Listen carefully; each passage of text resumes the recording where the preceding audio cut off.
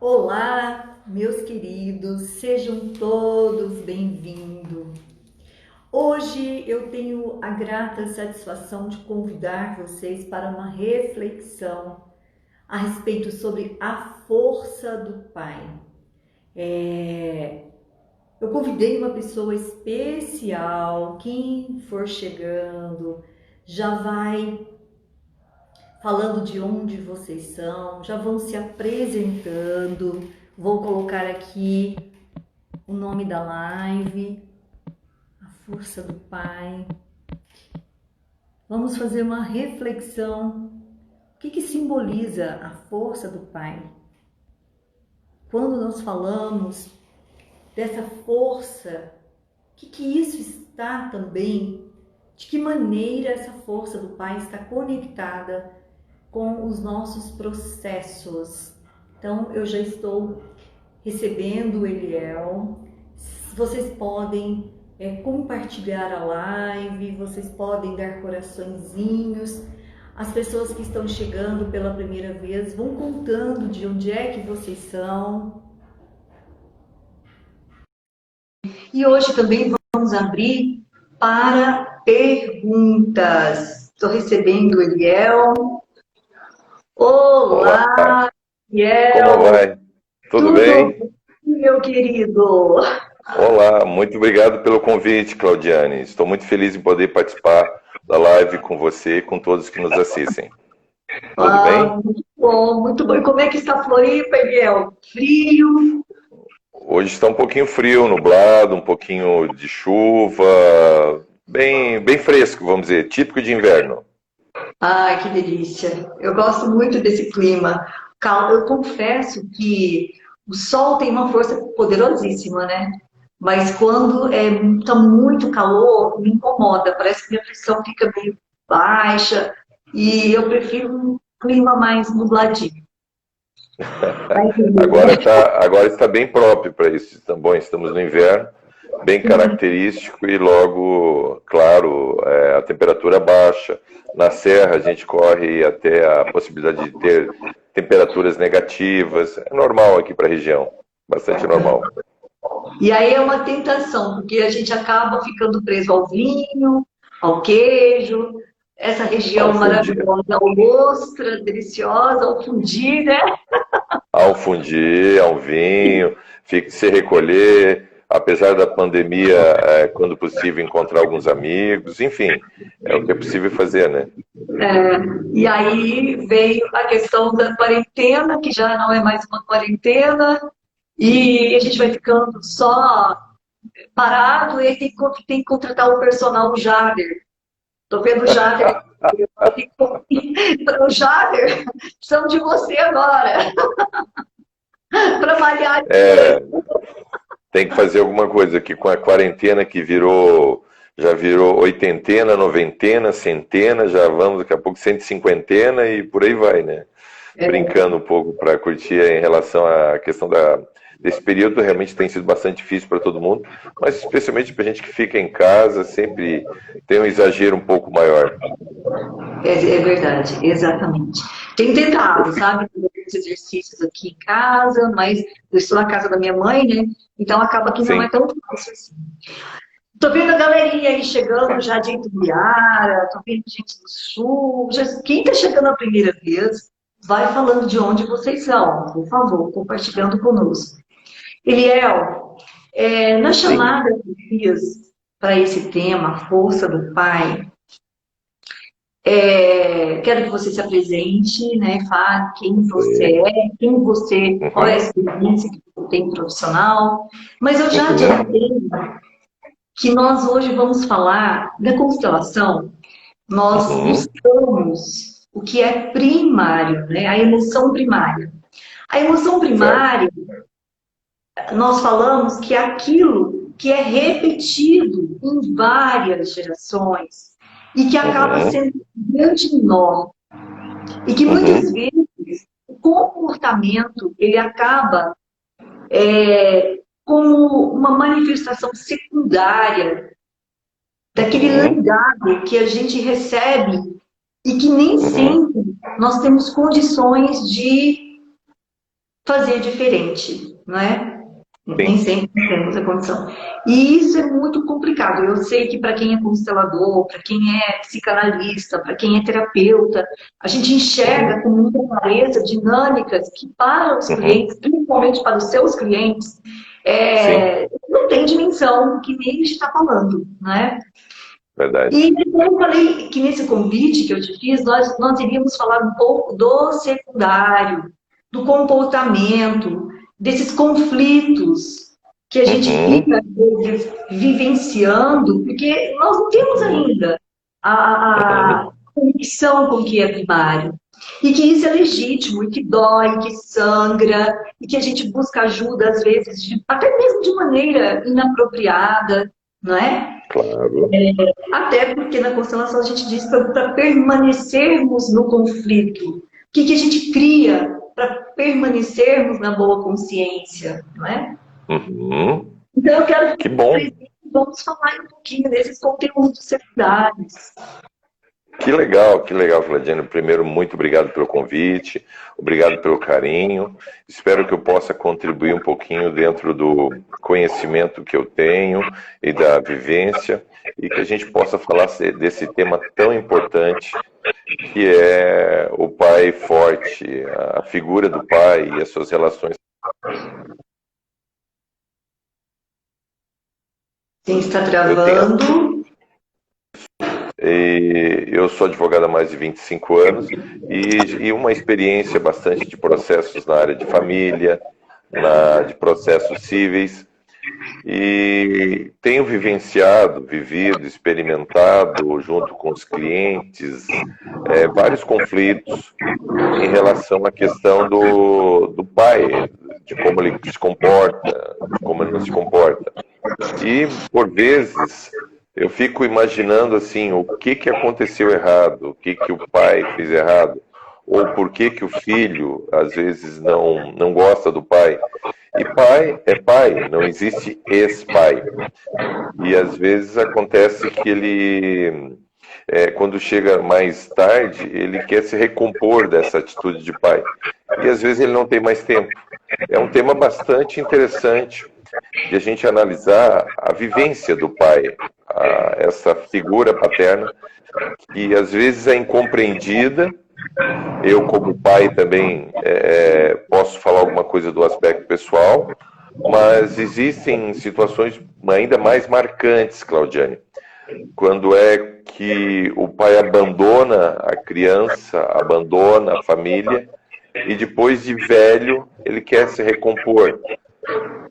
E aí o filho, às vezes, segue pelo mesmo caminho, pela mesma situação. Isso é um tema bastante interessante para a gente trabalhar. Uhum. Sim. E é interessante, dentro quando eu fui publicar o meu livro, Precisamos Falar sobre o Divórcio, eu fiquei muito tempo fazendo várias pesquisas. Inclusive, em Uberlândia, a minha clínica, nós abrimos, né, as constelações, era um projeto social, e nós constelávamos casais que também estavam com esses conflitos, casais em processo de Uhum, separação, de alienação parental. Então, foi um trabalho, uhum, assim, que eu fiz com muita dedicação. Até eu estou, uhum, a segunda edição, né, eu estou terminando a segunda edição, ele vai vir com algumas modificações. Mas uma coisa que eu percebi claramente, uhum, né, que muitas vezes uma mãe reclama que uhum, ela tem que ser a mãe e o pai sozinha, né? Ela tira o pai da função, porque na constelação é sempre aquela uhum, questão. Nós temos a referência do pai biológico e da função pai, da mãe biológica e da função mãe. E uhum. muitas vezes a mulher, ela assume essa função sozinha. E aí, Eu tenho. como é que isso chega até o escritório? Bom, aqui tem algumas questões intrigantes. Devido à questão do relacionamento, hoje acontece, devido à forma bastante inconstante ou que tem as relações, as pessoas se envolveram e aí resulta numa gravidez E essa gravidez aí, por algum motivo, se desentenderam, a relação não era sólida o suficiente. E a mãe diz o seguinte: eu vou punir você. Eu não vou deixar você dar o nome para o meu filho. Eu não vou deixar você reconhecer o meu filho. Aquele momento de raiva, de insatisfação, mas não sabe ela que ela está prejudicando o próprio filho. Ela está negando a paternidade, que não tem como negar, é uma questão biológica. Ela não foi mãe sozinha. Ela teve um pai que, junto, uma questão biológica, formou aquele ser. E aí ela começa com essa discussão e, realmente, quando nasce, ela nega a paternidade, às vezes, o que é um grande erro, um erro brutal. Mas o tempo passa e ela vê que o filho gera custo, que gera desgasto, problemas. O pai começou a ficar melhor financeiramente e ela pensa: puxa vida, eu estou tocando a vida sozinha, eu quero que ele me ajude. E aí começa um outro problema. O problema é que ela quer que chegue, assim, eu quero que ele ajude. E aí ela vai ter que, primeiro, fazer se ele não aceitar, claro, fazer uma investigação de paternidade para descobrir quem é o pai, fazer o DNA. E aí que ele chega no escritório e às vezes agora ele não quer ser o pai, apesar de ele ser o pai. E aí se passou tempo, passou meses, passou anos, e já chegou o caso de chegar 20 anos, 30 anos, e depois, não, eu quero reconhecer que é o meu pai. Eu vejo isso como um grande erro para a figura paterna, negar que ele é o pai, e também a mãe, acima de tudo, negar que ele é o pai do próprio filho. Ela não sabe que ela está prejudicando. Isso é grave, isso é gravíssimo. E ele chega até o escritório para tentar resolver. E a gente diz na constelação que quando esse homem vai embora, ele vai embora porque ali ele sabe que ele não pode ser pai. Isso é uma situação grave. Autorização. E aí, quando a gente leva para a questão da função pai, a função pai, assim como a função mãe, ela é interligada, vamos dizer assim, ela é costurada por afetos, por convivência, não é? Por vínculos que a gente vai formando, não é? Essa negativa, ela é muito nociva. E porque você vai separando um vínculo que o filho tem com o pai, você vai negando isso. E isso, depois, especialmente quando chega a adolescência, muitas vezes o filho precisa da figura paterna, ele não tem esse vínculo, ele não tem essa convivência. E aí, às vezes, a mãe, ela quer pegar e quer contornar, quer verificar, quer fazer acontecer. E, infelizmente, ela não faz. E aí, daí ela quer se socorrer do pai. Só que o pai, como ele esteve afastado muito tempo, ele não tem aquela mesma disposição que ele poderia ter para atender a mãe, que ele poderia para atender o filho. E isso gera um problema bastante grave. E aí acontece, e caso assim, o meu filho não respeita ninguém. Ele nunca aprendeu a ouvir um não do pai, que é importante também. E aí chega numa situação mais delicada durante a vida, que daí ele precisa do apoio financeiro. Na questão da adolescência, da vestimenta, da alimentação, da moradia, do estudo, aí ele resolve recorrer ao pai. Só que eu acho que é tarde. A questão, o direito do pai ver o próprio filho, participar, não só para ele é um direito inalienável e não pode ser retirado dele pela mãe, muitas vezes, ou pela família. Se existe uma situação normal, convencional, que o pai tem amor pelo próprio filho, eu não vejo por que limitar ele ter acesso ao filho ou à filha. E isso muitas vezes é feito como punição pela mãe para, de forma indireta, punir o pai. Na nossa visão, eu entendo que ela está punindo o próprio filho. Não é isso? É bem provável que se ela olhar mais profundamente, ela está conectada com algo, com alguma crença transgeracional do sistema dela. Porque ali o homem não pode permanecer, porque ali esse homem não pode ser pai, porque essas mães precisam assumir as duas funções.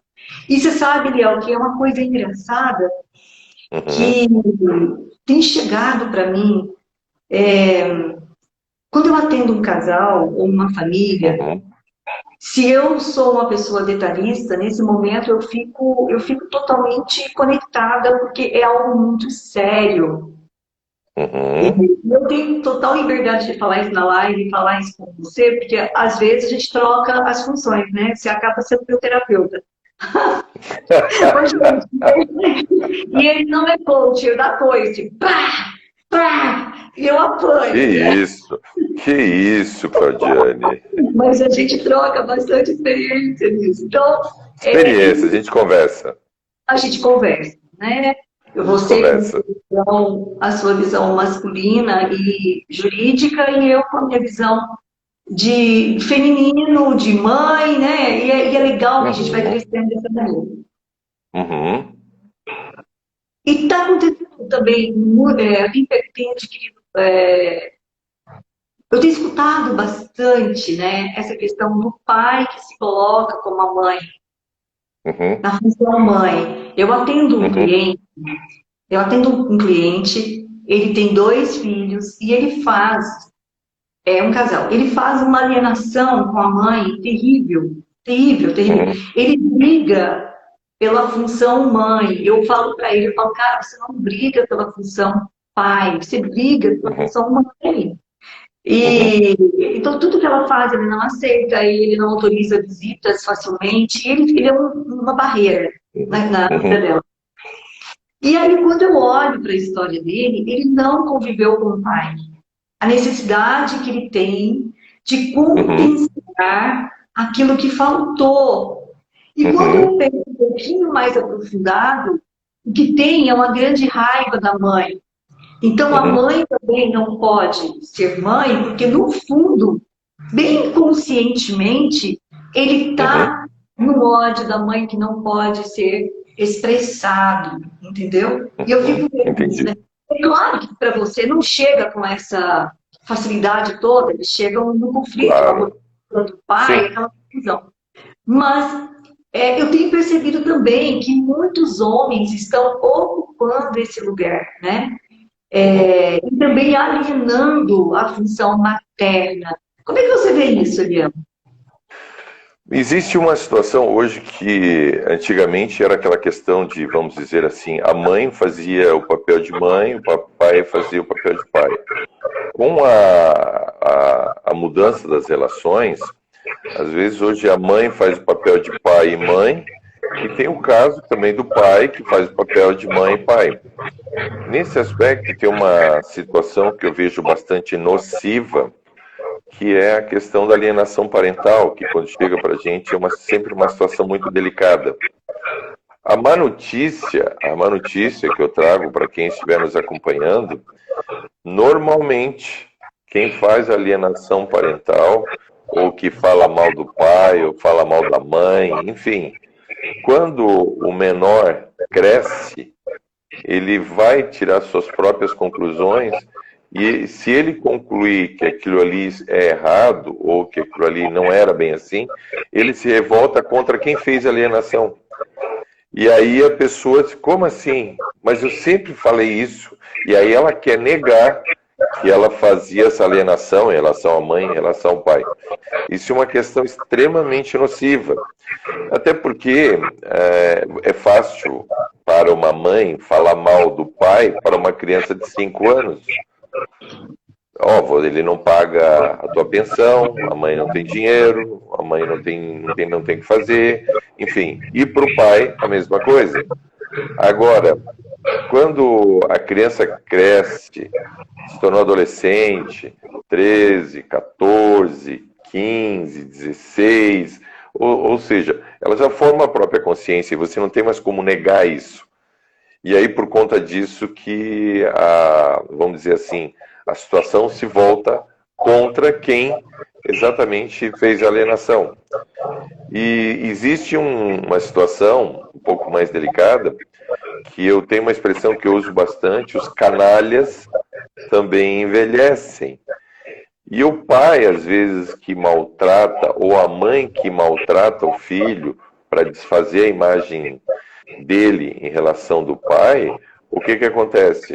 Quando chega idoso, não, eu não era assim. Ai, eu preciso do meu filhinho, eu preciso da minha filhinha. Ai, pois é, por que que o meu filho não gosta de mim? Por que que a minha filha não gosta de mim? Por que que ela me maltrata? Por que que ela me abandona? E aí eu acredito que dentro do seu estudo e dos seus atendimentos, deve ter visto muita gente que quando a criança é pequena, abandona, abusa, maltrata, abandona no aspecto material, e aí depois, quando é velho, ele quer contornar isso tudo. Só que aí é tarde. Você já vivenciou alguma coisa nesse sentido, desse abandono, e depois o pai querer recuperar? Sim, e dentro da visão sistêmica, a gente já sabe que tem um processo adoecido aí, né? Porque se você está no adulto, você assume esse lugar desde o início, não é? Sim. Mesmo que tenha falta ou excesso, você vai se ajustando ao longo do caminho. Sim. E aí, eu entro no meu adulto e quando eu envelheço, eu também estou no meu adulto, eu também recebo tudo aquilo. Ontem, meu Deus, eu estava aqui, terminando um atendimento, eis que toca o interfone, chega minha filha com a minha neta. Para tudo, né? Para tudo. Aí eu vou lá, pego, beijo, abraço, aquela coisa gostosa. Esse é o fluxo da vida. E aí ela entra no carro, volta para a cidade dela, e o meu adulto consegue lidar também com o afastamento, porque tem algo de saudável em tudo isso, não é? Agora, Claro. se eu já estou num processo adoecido, essa partida é muito difícil para mim. Lá atrás, talvez eu não estava tão disponível. Eu fico também na culpa da indisponibilidade. Uma vez eu atendi uma senhora, Eliel, exatamente nesse caso que você me disse. Ela deu uma filha para adoção, ela deu uma criança para adoção. E essa criança, jovem, adolescente, 14, 15 anos, conseguiu localizá-la, foi atrás da mãe biológica. E essa mãe não tinha coragem de ir atrás desse filho, porque ela tinha vergonha do que ela tinha feito. Caramba! E ela chegou para mim depressiva, surtada, foi diagnosticada com um surto esquizofrênico, mas a verdade era a culpa que ela carregava. E eu digo, olha, você está viva, o seu filho, a sua filha está viva. Será que não está no momento de você também, né, olhar que foi a maneira que você conseguiu lidar com a situação naquela época? E fizemos todo um trabalho de preparação e ela, então, buscou essa filha, sabe? E Coisa boa. óbvio que a gente não está falando, Eliel, de um processo que não vai ter ônus, essa reaproximação. Claro que vai. Não vai ser mar de rosa, vai ser uma dificuldade inicial. Mas se ela não tivesse feito o trabalho, tivesse feito a sessão, a terapia, ela não tinha criado a coragem de sair da culpa. E aí não vai ficar doentio. Com certeza. Com certeza. Isso é absolutamente necessário tratar, até porque cometeu-se um erro, um deslize, e muita gente não faz isso, Claudiane. Eu tenho um exemplo que eu vivenciei, eu tomei conhecimento, eu participava da Comissão do Direito de Idosos da OAB, e tinha uma senhora que tinha um pai estava morando em um asilo, ou como se chama legalmente ILPI, Instituição de Longa Permanência do Idoso, e ele tinha tudo que era melhor. Só que a filha nunca visitava ele. Chegou uma assistente social nova e disse assim, vou mostrar serviço, vou procurar família e integrar ele. E ela ligou para ele, disse, olha, para ela, desculpa, disse, olha, o seu pai está aqui, tanto tempo internado, nunca veio ninguém visitar, por que você não vem aqui? A filha imediatamente perguntou, ele está faltando alguma coisa? Falta roupa, algum equipamento, uma televisão nova, uma cama, enfim, o que está faltando? Não está faltando nada. Só que você não vem aqui, a gente gostaria que você viesse. Aí ela disse assim, não, me pede tudo, só não me pede para ir aí. Assim, mas o que aconteceu é que quando ela era pequena, o pai abusava sexualmente da própria filha. Quer dizer, é uma questão traumática, delicada, doente, e isso que gera reflexo. E que precisa, a doutora Claudiane tem que tratar clientes desse de toda forma, de toda sorte, porque isso existe, infelizmente, lamentavelmente, no Brasil inteiro. Mas se eu quero ter um bom filho, eu tenho que olhar para mim mesmo, para perguntar que pai que eu estou sendo. Se eu quero ter uma boa filha, eu tenho que olhar que pai que eu estou sendo. Qual o carinho, qual é a assistência, qual é a presença que eu estou. A partir daí, sim, eu posso começar a pensar em que filho que eu quero ter a partir do pai que eu sou. Esse eu acho que não tem como dissociar. Eu não vejo. Claro que muitas pessoas têm problemas dos seus ascendentes, como o pai tratou o então pai. E você não pode, por conta disso, por falta de conhecimento, maltratar todos que estão na frente, maltratar os filhos. Aquele processo de repetição. Só que é uma repetição negativa, uma repetição nociva, porque a pessoa sofreu e acha que o fato de ela sofrer, ela tem que fazer o filho sofrer também, ela tem que fazer a filha sofrer também. E aí eu pergunto, até onde vai isso? Até onde a gente tem que sofrer isso?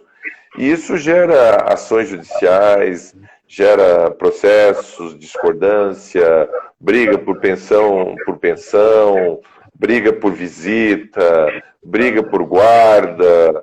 E muitas vezes, muitas vezes acontece a seguinte situação. Quem vai vencer um processo judicial, eu não sei. Mas de uma coisa eu tenho certeza. Quem vai perder? Os dois e o filho que está no meio. Sempre.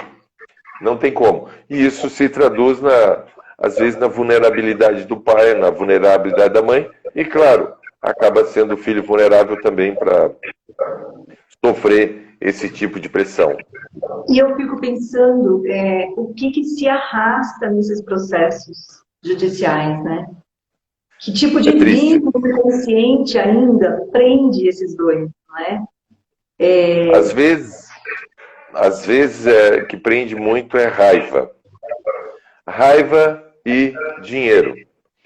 Porque eu quero, normalmente, por que prende raiva, ciúme é muito comum? Por quê? Porque o pai, quando acontece uma separação e o filho fica com a mãe, por uma coisa normal, ele vem a constituir uma outra família.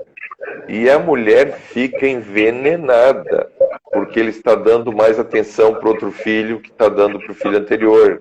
Ou ele está dando um presente melhor que está dando para o filho anterior. E aí é uma questão extremamente nociva, que as pessoas pegam e trabalham isso e despejam tudo isso num processo judicial. Por mais que a gente faça a triagem, vamos dizer assim, faça a parte psicológica de tentar filtrar um pouco isso, quando você vai para uma audiência, frente a frente com o juiz, a situação ali se manifesta. A mãe raivosa, o pai raivoso, e aquele ambiente absolutamente tenso. Na minha visão... Oi. Diga. Pode falar. Não, na minha visão é o seguinte, se existe uma situação, por exemplo, pai e a mãe. Não existe ex-pai ou ex-mãe. Existe ex-marido, ex-mulher, ex-esposa. Ok, ex-pai não existe. Não existe ex-avô, ex-avó, ex-neto. Você vai sempre ser avô, ser pai, ser mãe, enfim, goste ou não goste. E além da questão civil brasileira. Agora, eu digo o seguinte, é recomendável que todas as pessoas possam dialogar em função dessa questão antes de chegar a um processo judicial. Naturalmente, de forma madura, de forma tranquila. E o que eu vejo, às vezes, mesmo se tentando conversar, o que a mãe fala? Claudiane, essa aqui é fantástica. A mãe diz assim, eu não quero falar com aquele homem, eu não quero falar com aquela mulher. Ok, não tem jeito? Não tem jeito. Aí você vai fazer um processo judicial. Aí chega lá, se você não queria falar frente a frente com quem um dia você teve uma relação, agora você vai falar numa mesa de audiência, na frente do juiz, do promotor, da funcionária, do seu advogado, do advogado da parte contrária.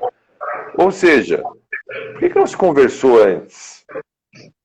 E eles não pesam a questão o quão nocivo é isso para os filhos, quão nocivo é isso para a relação, por conta dessa questão de ex-pai e ex-mãe. Mas hoje, o mal do século, eu falo da alienação parental. Isso para quem não sabe, só para esclarecer quem está nos assistindo, é quando a mãe procura fazer, e de forma justa, injusta, certa, errada, prejudicar a imagem que o filho tem em relação ao pai. O filho é louco pelo pai, mas toda vez que a mãe olha para o filho, ela diz, o teu pai não presta, teu pai não vale nada, teu pai é um vagabundo. Ou o inverso. O filho é louco pela mãe e o pai faz o inverso. Ele fala que a mãe que não quer ele, a mãe que não gosta do filho, que a mãe que não quer ficar com ele. E o que, às vezes, nada disso é verdade, mas é só uma disputa, muitas vezes até de ego, disputa de ego. E quem sofre nesse meio todo são, claro, os filhos, né, que ficam vendo a situação. Por mais que exista problema entre o pai e a mãe, o filho não tem nada a ver com isso. Ele não vai resolver, ele não vai deixar de ser pai. Então, é uma questão bastante nociva para os pais. E com certeza vão terminar num consultório com a doutora Claudiane para atender esse tipo de situação e outros tantos bons profissionais que nós temos no Brasil. Não é mesmo? Sabe, e é incrível porque você trouxe algo também que tem a ver com o pensamento sistêmico, que assim, o filho, ele une os dois sistemas. Uhum. O sistema paterno e materno. Uhum. E esses filhos, eles não se tira a sogra deles, não se tira o sogro, não se tira... Não tem como. Não tem como. Não existe esse. Ontem aconteceu um fato bem interessante, eu fiquei muito chocada, fiquei totalmente chocada, descompensada. O meu filho tem um rancho aqui em Piara, próximo à beira ao rio, sabe? É uma praia linda, muito bonito. Uhum. Tem aqueles quadriciclos, né? E acabou que a minha filha se acidentou com a minha neta e o meu genro. Eles caíram, tiveram um acidente e ela foi lançada para um pasto com a minha neta. Ela caiu numa cerca de arame, ela ficou Caramba! E a minha netinha também machucou. Mas graças a Deus não foi nada assim e tal. E mãe tem uma sensibilidade, né? E o meu filho esteve aqui mais cedo na casa dos meus pais e eu achei ele extremamente estranho, longe, esquisito, sabe? E daí, conversando com ele, né? Ele perguntei como é que tinha sido na chácara, ele não falou nada a respeito disso. De repente chega a minha filha, toda machucada. Da cintura para baixo, ela machucou tudo. Caramba! Eu virei a maluca, assim, a avó maluca, e comecei a ficar brava E falei, eu vou conversar com o meu genro, coitado, meu genro, cirurgião geral, uma pessoa maravilhosa, ainda bem que ele tinha levado todos os... Onde ele vai, ele leva os primeiros socorros lá, o negócio Sim, escuro. sim, claro. E daí eu falei, gente, agora não tá falando a terapeuta nem a consteladora, tá falando a louca. Tá falando a louca, olha o que eu tô falando perto da minha neta. E eu dizia, Cecília, vovó vai ter uma conversa com o seu pai. Cecília, vovó tá indo para ir no domingo e vovó vai conversar com o seu pai. E eu comecei a pensar, falei, gente, olha, a cretina da avó saindo do lugar. E eu dizia assim, se vovó tivesse junto, vovó nunca deixava você entrar naquele negócio, sabe? E eu olhava as perninhas dela, eu queria descarregar toda a raiva que eu tinha. E aí, não satisfeita, gente, eu não sou terapeuta, consteladora, esquece, tá? Na hora é mãe. Sim. Peguei o Sim. telefone, achei que não estava bom, liguei para o meu filho, como se eu tivesse alguma coisa a ver. Por que é que você não me contou do acidente? Assim, eu não sei como que eu dei aula ontem, né? Porque isso foi antes da minha aula. E daí eu falei, gente, como é fácil sairmos do lugar. Como é que a gente começa a invalidar o processo? É claro que foi um acidente. É claro que nenhum deles tinha premeditado. É claro que eles estão sofrendo, né? Toda vez que vê. Sim. Nessa, acho que nem na hora. Minha filha disse que ela mal chorou, sabe? Assim, claro que eu sei que tem, né? Fica aí alguma coisa. Mas eu era louca, maluca, que saí totalmente do lugar. A Kelly, por isso dizendo que eu fui humana, realmente essa humanidade nos leva para isso. E às vezes é tão inconsciente que esse estado de presença, graças a Deus, que depois eu respirei, passo para trás, falei, filha, eu sei que você está sofrendo, mas não é isso. Isso foi um acidente. Né? E lógico que, talvez se fosse a minha mãe que estivesse na hora ali, minha mãe tinha ficado muito mais brava que eu, mas eu ainda tive, aparentemente, um autocontrole da situação. Mas esse estado de presença é que nos leva, às vezes, a ter uma postura mais adulta nesses aspectos de invalidar o outro. Eu sempre falo da gentileza, tanto que é difícil nos conflitos, nós sermos gentis. E o tanto que é difícil a gente enxergar. Parece que a gente fica assim, não é? Quando é com a gente fica assim. Tem que afastar um pouco para enxergar. Quando a questão é pessoal, ela é mais... parece que a razão é só a gente que vê a razão. A gente não consegue ver a razão do outro ou se colocar. E nesse caldeirão de relações familiares, claro que existe a questão do afeto em relação do pai, em relação ao filho, mas nesse caldeirão também tem o amor não correspondido pela mãe, tem a raiva, tem a mágoa, tem a decepção, tem a inveja, tem a questão do patrimonial, tem a questão da indiferença, às vezes a frustração por não ter tido a mesma sorte ou o sucesso na relação. E aí isso se despeja em relação aos filhos e coitado dos filhos. Eles sofrem bastante. Mas o que mais me espanta isso, Claudiane, é o reflexo que isso vai trazer depois para o pai quando estiver na terceira idade, quando estiver idoso. E aí eu pergunto assim, qual é o filho que eu quero ter quando eu for idoso? É uma pergunta que qualquer pessoa hoje, em sã consciência, que tem um filho, seja mãe ou seja pai, ela deve se perguntar: qual é o filho que eu quero ter quando eu for idoso? O que eu espero dele? Qual é o exemplo que eu estou dando? Qual é o cuidado que eu estou dando?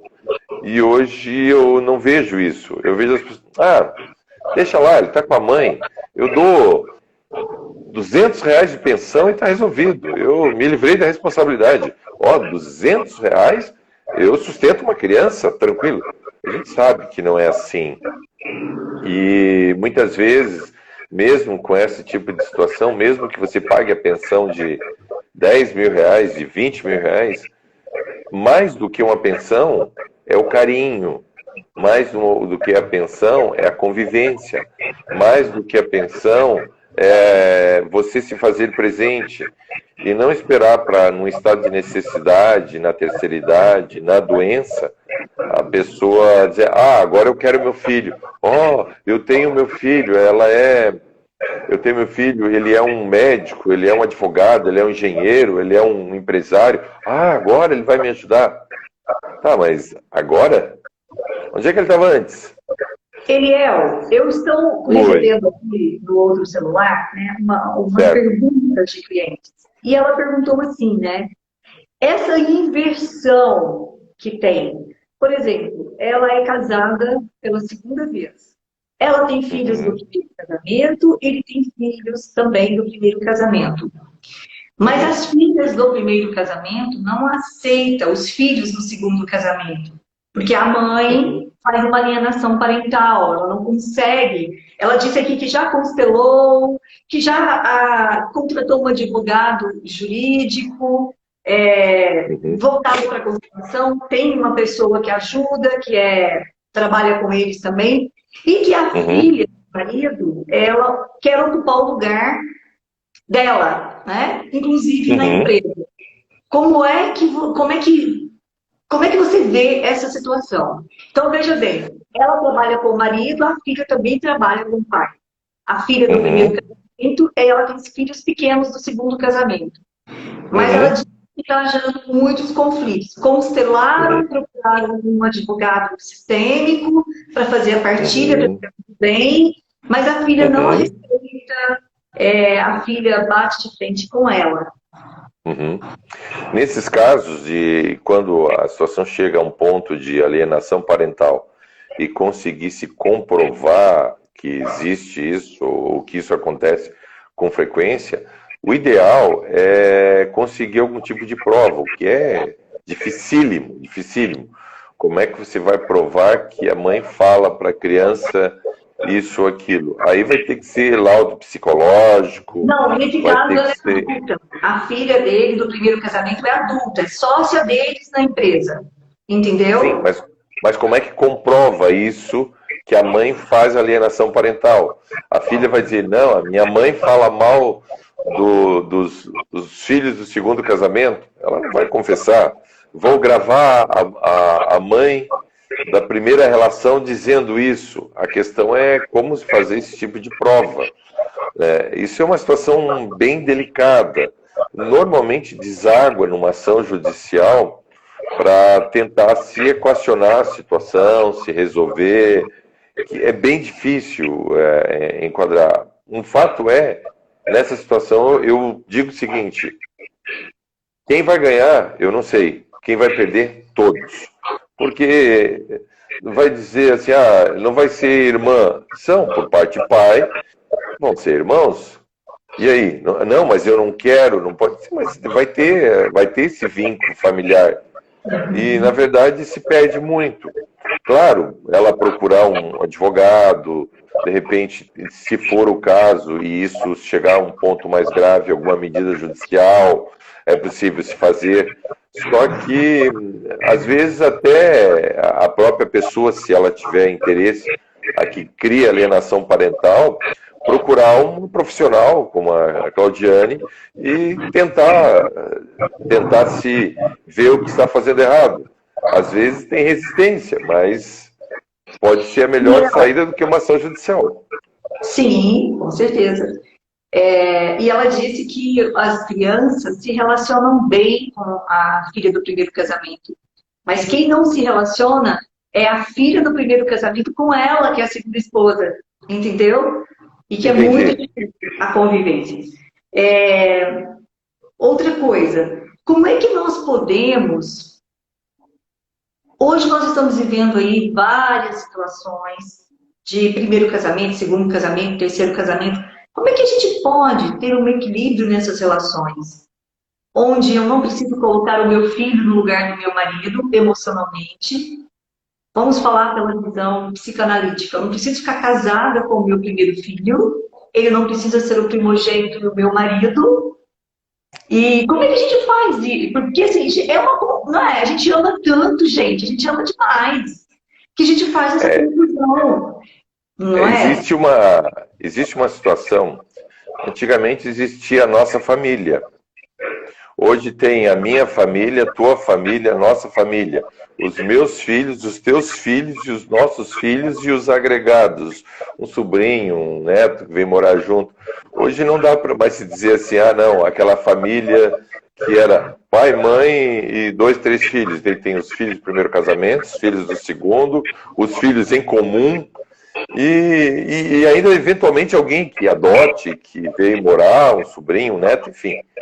E existe uma situação, eu defendo uma ideia, Claudiane, e existe o seguinte, a partir do momento que você estabelece uma relação, você tem que ter algumas prioridades, tem prioridades. Então, a prioridade do marido deve ser a mulher, a prioridade da mulher deve ser o marido. Não significa que com isso vá se cortar o cordão umbilical de não dar atenção para filho, ou para filha, ou para neto, ou para irmão, ou para pai, de forma nenhuma. A relação pai-filho vai ser sempre. Só que aquela prioridade é sempre do pai e da mãe. A partir daí, não tem o porquê um substituir, você substituir o filho, substituir a filha, ou substituir a mãe, ou substituir o pai. Todos terão o seu momento, terão a sua atenção, só que a partir do momento que existe uma relação, vai ter uma pessoa que vai entrar nessa relação, formar um casal, marido e mulher, ou como queira, casais homoafetivos, e um vai ser prioridade do outro.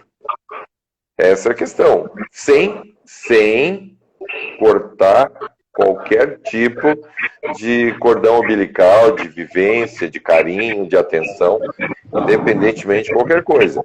Aí eu acredito que se soluciona esse tipo de conflito e se evita a questão judicial ou qualquer tipo de questão que possa gestionar e gerar um conflito judicial mais tarde. Ô, Eliel, uma das primeiras lives que eu fiz, acho que você não, eu estava no Rio, e foi muito interessante, porque entrou um cliente que ele retratou o fato de, ele trouxe a questão de que na pandemia, a mulher dele, a segunda esposa, ela tem um filho do primeiro casamento, esse filho tem 14, 15 anos, não me lembro. Mas quem dormia na cama com a mãe era esse enteado dele, era esse enteado. E que ele não sabia mais o que fazer, que o casamento dele estava acabando, né? E na pandemia, isso ficou muito grave, porque antes o filho ia para casa do pai, ia para casa da avó, ia para casa de não sei quem, e agora não, ele dormia, né? E foi muito engraçado, porque ele disse, eu não sei mais o que fazer com o meu enteado. E eu disse, mas não é com o enteado que você tem que fazer, é com a sua esposa que não te deu esse lugar. E aí terminou uma live e ele me procurou e nós fizemos um movimento e fizemos uma constelação, inclusive online, foi muito legal. E assim, eu falei, quanto tempo? Ele falou, olha, tá na minha vida desde que tinha acho que 10 anos, não me lembro, 8 anos, uma coisa assim. E daí eu disse, mas ela não está disponível, porque você também está disponível. Você também olha, né, para a sua infância, para a sua mãe, para as dores da sua mãe.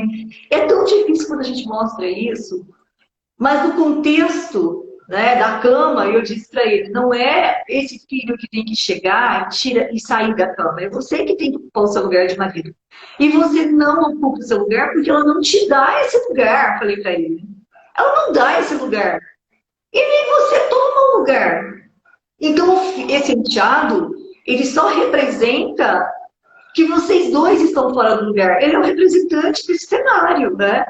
Porque a partir do momento que você se posicionar, a casa é minha, tanto quanto é dele, a cama é minha, o quarto é meu. Eu sempre falo para as mães, gente, o quarto é a intimidade, que faz um filho no quarto do casal, que faz um filho na cama do casal. É maravilhoso. Aí eu sei que é muito bom de dormir com aquela fofurinha ali, mas não é o melhor lugar. Nem para o É casal, nem isso. para o filho.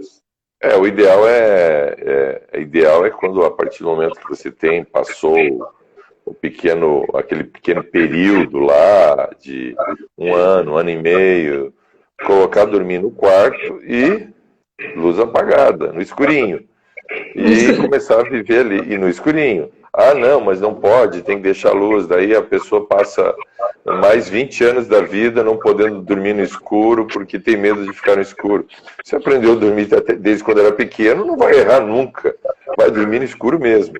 E não tenha aquela questão de ter problema. E a questão do casal, eu acredito que mesmo sendo o pai forte, a mãe forte, a intimidade entre o casal e essa relação até ser preservada. Por quê? Por mais que o pai seja forte, por mais que a mãe seja forte, por maior que seja a ligação, a tendência é que os filhos cresçam, vão formar os seus núcleos familiares, vão seguir a sua carreira, o seu trabalho e, vão embora, vão voar, vão bater as asas, suas próprias asas. E aí, fortalecer esse núcleo marido e mulher, e que tenha tendência, claro, para envelhecer junto, para viver junto, para ser felizes. Ah, mas eu tenho meu pai e a minha mãe. Relação importante, relação necessária, só que a prioridade é marido e mulher. Normalmente, por uma questão natural da vida, os pais vão embora mais cedo. Há certos problemas de acidente, enfim. Então, por isso que você tem que ter esse núcleo bastante forte, essa relação. Agora, isso não desfaz em nenhum momento a questão de o pai ter uma boa relação com o filho, a mãe ter uma boa relação com o filho. Enfim, isso deve ser preservado sempre. Como é que você vê sobre o aspecto sistêmico, essa questão de prioridade ou de separação entre eles? Sim, até para que os filhos também aprendam isso, né? E é muito fácil a gente tirar os nossos filhos do lugar, porque quando bebezinho, eles são a nossa vida mesmo, não tem jeito, porque naquele momento é muito importante, né? E aí eu brinco que é tão legal, depois é tão bonito, quando os filhos crescem, bate asa, voa, vai formar a família, chegam os netos e a gente pega o avião e vai atrás dos netos. Isso é maravilhoso, é maravilhoso. Ter visita na casa dos filhos, é maravilhoso, é muito bom. E aí dá um descanso para eles, né? Diz, vai dar para vocês, que a vovó vai cuidar. É bom, tem espaço para tudo isso também. Maravilhoso. Mas é importante o seguinte, as pessoas precisam reconhecer que você dá autonomia para os filhos, permitir que eles voem, que eles batam asa. Isso é um benefício para os filhos. A tendência de alguns pais é você aprisioná-los. O filho é meu, a filha é minha, ninguém pode fazer nada, eu tenho que super proteger. Isso, às vezes, é mais nocivo do que um abuso, porque cria um ser humano dependente, inseguro, frustrado, e aí depois você não sabe o que foi que eu fiz com o meu filho, o que foi que eu fiz com a minha filha. Tem hora que você precisa deixar ele andar com as próprias pernas. Uma viagem com segurança, claro, mas ele precisa um primeiro emprego, a primeira atividade, coisas nocivas. Claudiane, um exemplo só. O filho vai fazer uma entrevista de emprego. Vai lá a mãe junto, pega ele pelo braço e vai lá. Meu filho, eu vim aqui fazer entrevista. Vou lá fazer entrevista.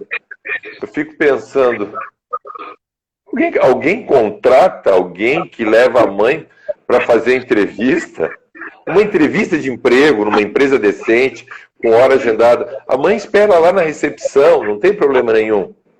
Eu não consigo ver. A mãe pode apoiar, pode ser o braço forte, pode incentivar, pode dar o apoio, o pai idem, mas nessa hora, o pai forte é o pai distante, não é o pai junto.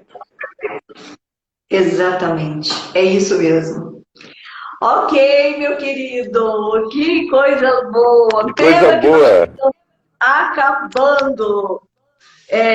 Falta apenas a Leite disse que você falou tudo, né?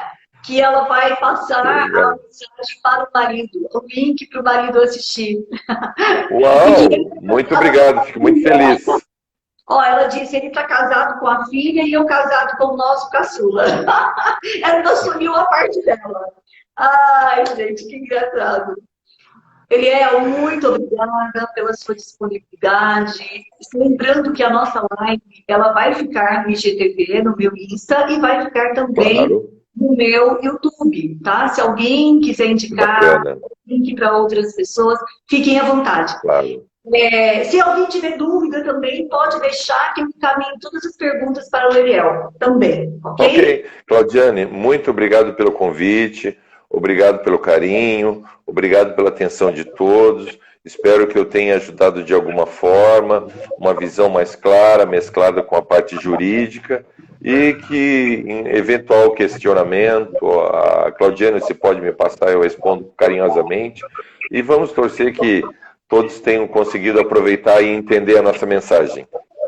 E quem gostou, okay? Gente, pode compartilhar, pode contar para nós se vocês gostaram, ok? Legal. Eu quero te dizer que precisava ser você para trazer esse assunto, a força do pai, porque você fala de um lugar forte e amoroso, né? Então, isso também tem... Eu tenho um filhão e eu falo muita coisa, enfim, experiência própria, da questão de conviver e viver, e tenho o maior carinho, o maior amor, cuido muito bem dele, mas ao mesmo tempo deixo ele viver a vida dele, mas isso não tira o amor que eu tenho por ele. Ok. Gratidão, gente, muito obrigada. E um abraço. Fica aí a nossa dica. E essa semana que vem tem bastante live para nós. Beijos para vocês. Que bacana. Abraço. Tchau, tchau. Tchau.